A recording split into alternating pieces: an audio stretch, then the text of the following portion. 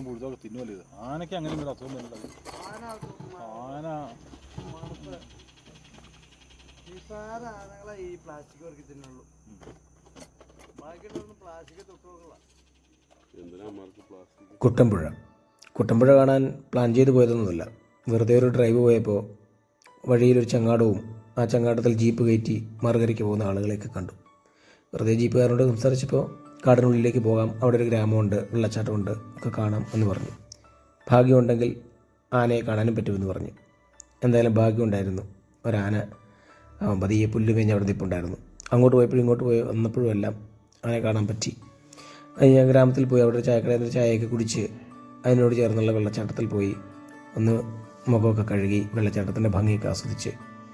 എന്തായാലും പ്ലാൻ ചെയ്ത് പോകുന്ന പല യാത്രകളേക്കാൾ മനോഹരമായിരുന്നു പ്ലാൻ ചെയ്യാതെ കിട്ടിയ ഈ കാഴ്ചകൾ.